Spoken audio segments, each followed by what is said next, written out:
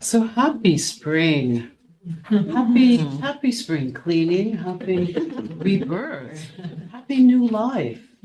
No matter how stagnant or routine or how normal or how old we may feel, nature, Gaia, the divine Mother Earth, is reminding us that we are forever reborn in God. As you look at that little shrub that might be in front of your home or apartment, or the wonderful foliage around you, that same little shrub is birthing brand new leaves. The average small maple tree has about 1 million leaves.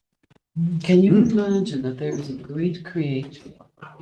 Is so that the universe is so amazing that every spring that tree gives birth to 1 million new leaves. One tree amongst the trillions and quadrillions. I remember learning these numbers about sands, blades of sands and blades of grass that exist at numbers we don't even learn. So what are the infinite possibilities for you and me? If a tree can give birth to 1 million leaves every new spring, we limit ourselves, our beloveds. And the divine, greatest guru came so that we would have life and have life more abundantly. And we choose the infinite possibilities, or we stay with the 15 that we've been doing and regurgitating for the last 20 years. The same story over and over and over, which is of our creation, and we've committed to it. We can divorce it, but many of us love to stay stuck to it. But every spring, we are reminded that we don't have to pick up the dead leaves and attempt to reglue them onto our branches. We can give birth to the new. We can give birth to a season of resurrection and ascension. First, we have to go through the valley of the shadows, metaphorically. And Jesus, the greatest guru, went through that. The fifth Sunday of Lent marks the beginning of the final stretch before Holy Week.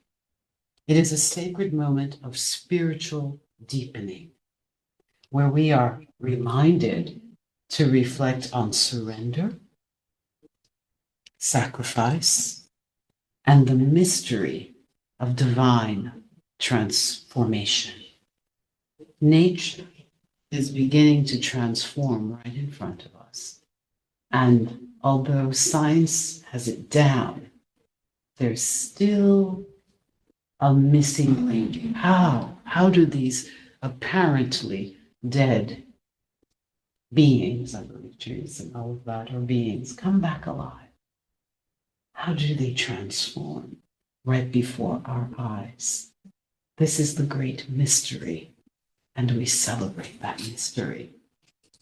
So traditionally, this Sunday was known as Passiontide, the Sunday that prepares us to walk with Jesus towards the cross, not in sorrow, but in spiritual awakening. So we too are called to enter our own Garden of Gethsemane and to face what must be faced and to release what no longer serves us and to trust in the divine presence in the midst of trials. It is a call to spiritual maturity, the dying off of the ego, and the rising of the Christ nature within. This is also the season of Passover. And I just, must say, I have always just had such a love of Joshua ben Joseph and my Jewish brothers and sisters, and I have not understood what has happened on the planet towards a group of people who have brought about a deeper understanding of knowing God, of whose text we stand upon. So I honor my beloved Jewish brothers and sisters at their time of Passover. I honor all humanity as brothers and sisters. But Jesus, my guru, has a very special place, and the people he comes from are very special to me. And I believe that my beloved brothers and sisters of the Jewish faith brought about an opening for the consciousness of humanity. We are all precious. We all have gifts. We all contribute. We are all part and parcel. But you have to acknowledge monotheism that came through, I forget the name of an Egyptian pharaoh who was actually the first, and Amon, who was the first to believe in one God, and the Jewish people who brought that into our awakening. We are all one. We are all one. So sorry to go, but I just have to speak this truth today. And I honor everyone's right to exist on the planet because we are all the children of God. So let me begin with the scripture. Then Jesus came with them to a place that was called Gethsemane and said to the disciples, "Sit here while I go and pray over there." And he took with him Peter and two sons of Zebedee, and he began to be sorrowful and deeply distressed.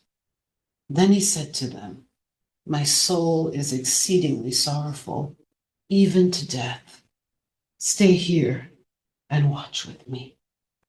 He went a little further, and he fell on his face and prayed, saying, "Oh, my Father, if it is possible, let this cup pass from me.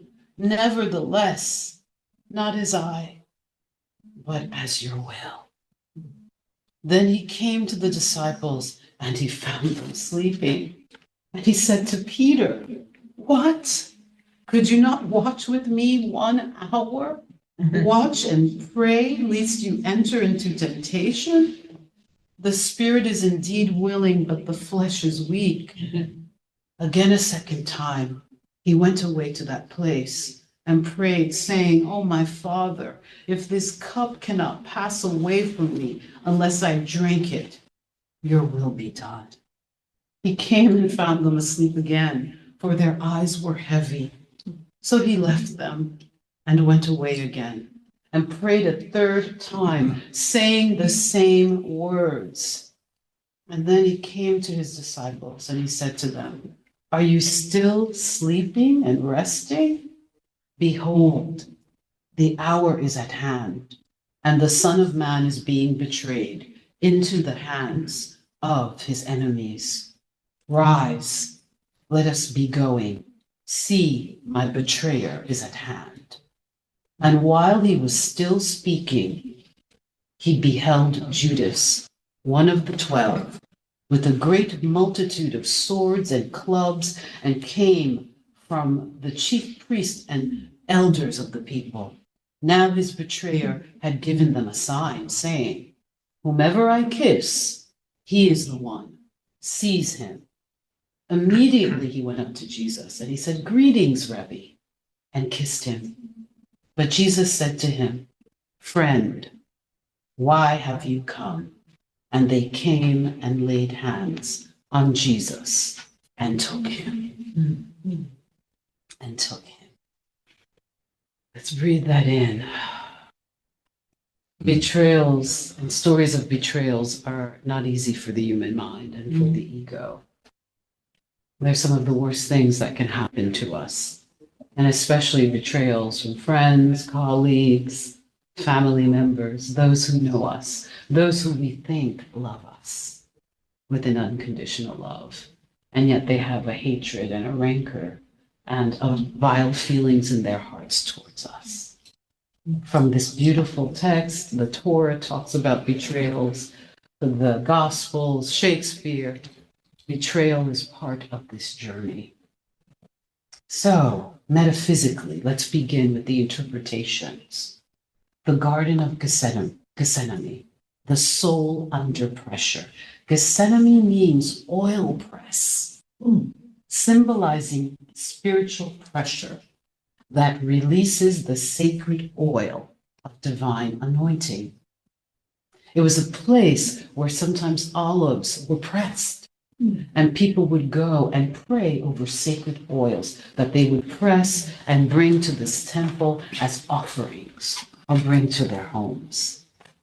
It symbolizes the inner chamber where the ego yields to spirit when pressed by life circumstances. We find our divine strength.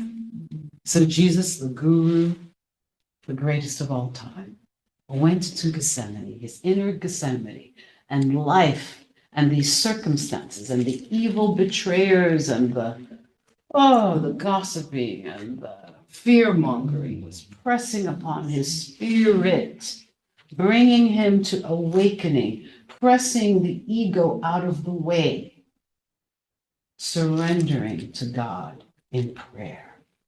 And knowing that sometimes our friends, those who love us, cannot be with us through this valley. It's us and God, beloveds. That's the only way we will make it through. From the Bhagavad Gita, it says, abandon all attachments to the results and attain supreme peace. This is what Joshua, the greatest guru, was doing, abandoning attachment to the outcome and attaining peace. The sleeping disciples, the inner faculties not yet awake, Peter, James, and John, represent our faculties of faith, wisdom, and love. In times of crisis, these often fall asleep. We can't think straight. We are panicked. Last March, I was stunned. I just stopped talking. I talk a lot. I just stopped. I would just say, I would just do that. And everyone would say, okay. My faculties of faith, of wisdom, and love. I didn't want to love my circumstances. I didn't want to find the good in this apparent help opportunity. I was screaming for my life. I heard all the horror stories. In 1 month, someone's gone. I heard stories of pain and suffering. I don't like pain. I don't take drugs, but I'm usually not in pain. I didn't know what I was up against. My faculties of anything normal were gone. I didn't have access. All I could say is, God help me. God help me. Please help me. Please help me. I said it hundreds of times and my mind began to clear. And I also said, your will. I thought I had 80 years. Okay, it's up to you. I can't make this heart beat. I can't even heal this body. Okay, I surrender. I surrender. So in times of crisis, these often fall asleep. So Jesus' question, the inner Christed one's question to you is, could you not watch with me an hour? Is also God's question. Will you stay spiritually awake? In times of crisis, in your Gethsemane hour, in the Gethsemane hour of the planet, will we stay awake? There were groups of people in World War II who stayed awake. They rallied, they went underground, they saved, they brought people in their homes, they sacrificed their life, they were willing to die to save lives. In the mass hypnosis of hatred, and I'm not going to get involved, there were people who got involved and risked their lives. They stayed spiritually awake. Will you be one of those who's honored in the high heavens because you chose to stay spiritually awake during the hour of the suffering of Gethsemane, the shadow times? You better be prayed up, my beloveds. It's not an easy ride. Every moment, pray without ceasing, align with spirit without ceasing. This is some shadowy times. It represents all of us. None of us are better or greater than anyone else. Oh, I would never. Stop saying it. You don't know what you would do. You might have been that neighbor who's like, I'm not going to look. I know those Jews live over there. I'm not getting involved. You don't know the fear and the scarcity that can come up in through you. So before you speak, pray. Let this not be me, infinite one. I'm preaching today. Metaphysically, the affirmation is, I awaken my inner Christ faculties and remain present to the divine, where you stay spiritually awake. The cup of transformation, the cup, metaphorically, symbolically, that Jesus prays about and speaks of, the cup Jesus asks to pass represents the soul's sacred journey, the divine assignments that the ego resists. Not my will, but thy will be done. I'm just getting a download. It could be the book that you're supposed to write that you have not written. You're not doing it. It could be as simple as that. Your divine assignment. It could be getting your financial life together. That's a divine assignment. It could be making amends with someone you haven't spoken to in 20 years. There are divine assignments that are calling us. It's not just the great things. Giving up your life for another is a divine assignment. Some of us might be called for that. Giving a kidney, giving whatever. They're the larger, but what are the divine assignments that are calling to you, that are part of your soul's destiny, that seem like nothing that you are not picking up? Your will, not mine, not my fear, not my blocks. I'm not going to let those things get in the way. Your will be done in my life, this lifetime, if there are lifetimes. I'm not waiting anymore. The Quran says, perhaps you hate a thing, and it is good for you. Allah knows while you know not. I wasn't loving this thing that showed up last March, but it was good for me. It helped me to push everyone aside that I was looking for love in my life.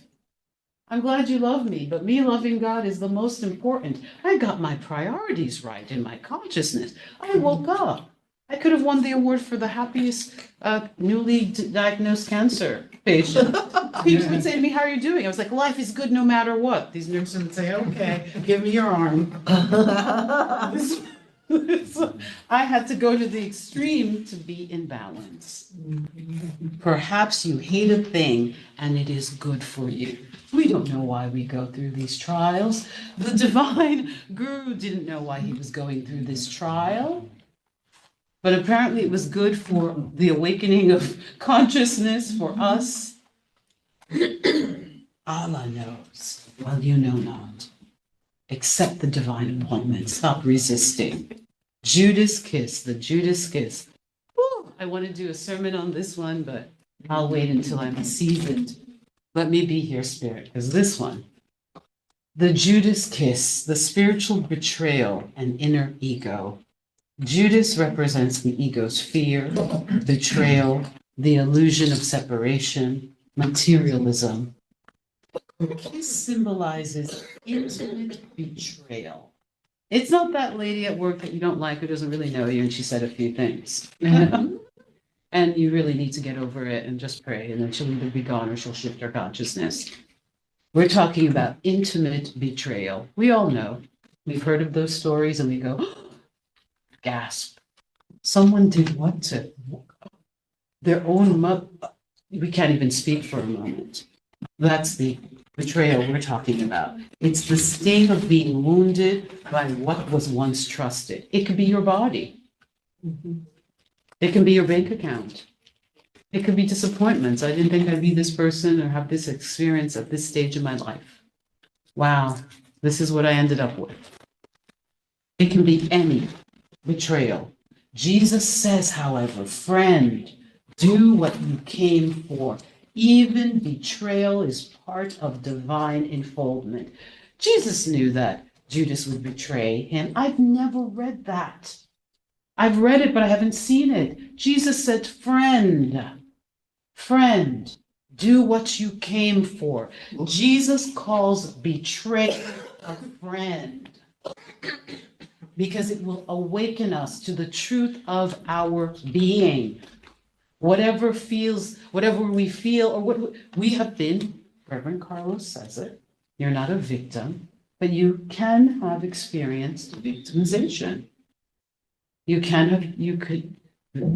have been victimized in life. This stuff happens.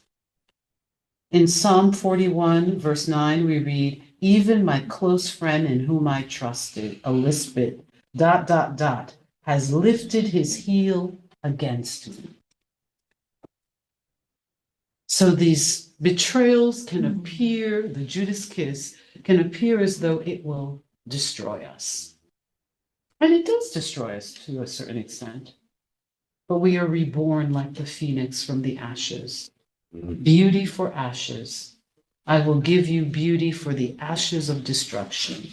It could be your body. I have, as everyone knows, you lose your hair in chemo. I'm wearing my beautiful hair hats. I particularly like this one.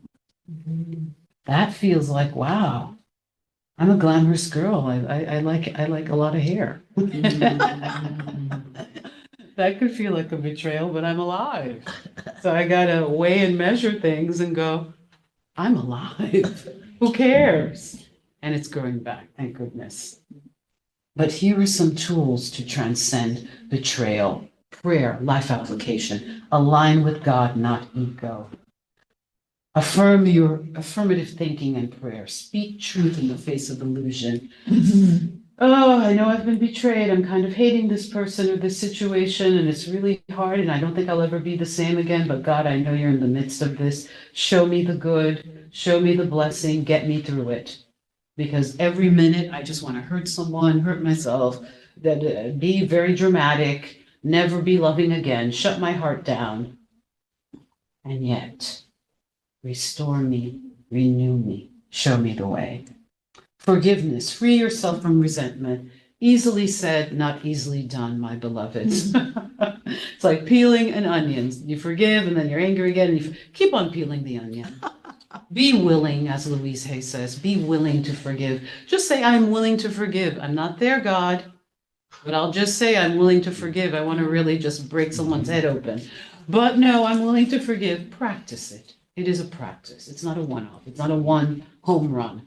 Practice it. Practice forgiving like prayer unceasingly. Surrender. Let go of control and trust in the divine plan. So hard to do. I'd like a guarantee. Martine, you got 25 more years. I feel like I do. I'd like a guarantee, but I know the guarantee I've been given is life today and quality of life today. And I feel great. So it hasn't even been that bad. I can't believe it. It has not been a bad experience. I can't believe I'm saying that. It hasn't. It's actually been a blessing.